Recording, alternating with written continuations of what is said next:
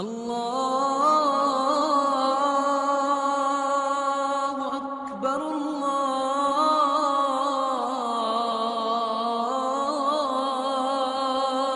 اکبر۔ رب سے باتیں کر، بندگی کر، سجدے کر، رکوع کر، آنسو بہا، رو کے دکھا، مانگ کے دکھا، تڑپ کے دکھا۔ بدبخت ہے وہ وجود جس پر ساری رات گزر گئی اور اس کی فجر بھی گئی، عشاء بھی گئی۔ تہجد کا میں رونا کیا روؤں، تہجد کا رونا تو تب روتا کہ مجمع نمازی ہوتا، یہاں تو فرض نمازی ختم ہو گئی ہے، تہجد کے رونے کیا روئے جائیں۔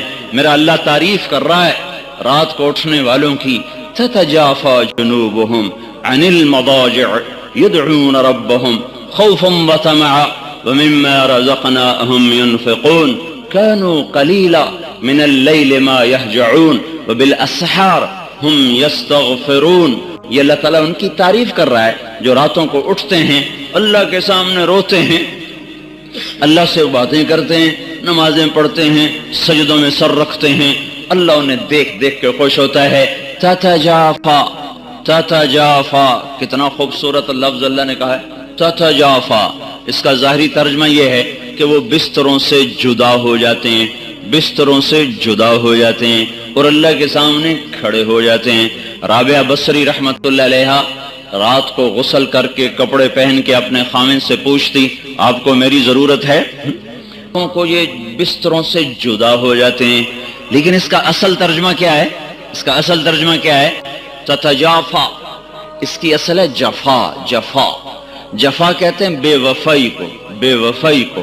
تو کتنی خوبصورت بات اللہ کہہ رہا ہے کہ یہ وہ لوگ ہیں، یہ وہ میرے بندے ہیں جو مجھ سے وفا کرتے ہوئے اپنے بستروں سے بے وفا ہو جاتے ہیں۔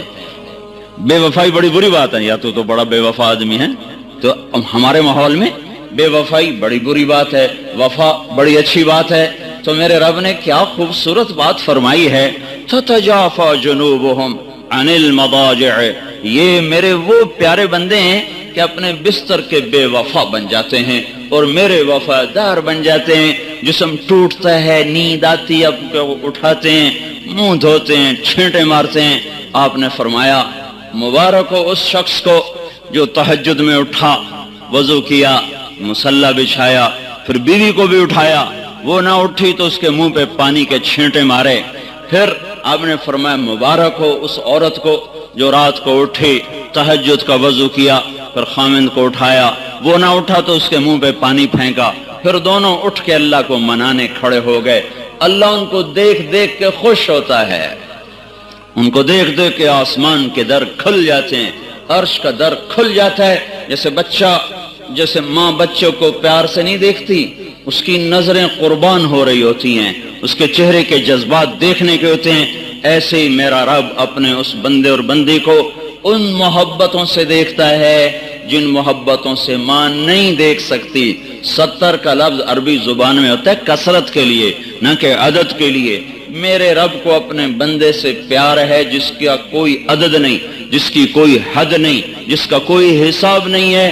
اللہ تعالیٰ نے فرمایا داؤد، اے داؤد، اگر ان مردان کے نافرمانوں کو پتہ چل جائے، یہ نافرمان مردوں عورتوں کو پتہ چل جائے کہ میں ان سے کتنا پیار کرتا ہوں، صرف ان کو یہ خبر ہو جائے کہ ان کا اللہ ان کی ساری نافرمانیوں کے باوجود ان سے کتنا پیار کرتا ہے، تو ان کے جوڑ آپس میں جدا ہو جائیں، اکٹھے نہ رہ سکیں۔ اگر ان کو میری محبت کا پتہ چل جائے کہ کتنی ہے تو ان کے جوڑ سلامت نہیں رہ سکتے، ان کے جوڑ ٹکڑے ٹکڑے ہو جائیں گے۔ اللہ تعالیٰ نے کہا اے داؤد ایک بات تو بتا، جب میں نافرمانوں سے اتنا پیار کرتا ہوں تو فرما برداروں سے کیسا پیار ہوگا میرا، فرما برداروں سے میرا پیار کیسا ہوگا۔ پھر اور سنو، یا داؤد بشر المذنبین، داؤد جاؤ جاؤ میرے نافرمانوں کو بشارت سناؤ۔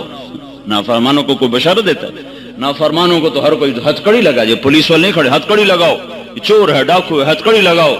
میرا اللہ کہتا داؤد جاؤ جاؤ نافرمانوں کو بشارت دے دو۔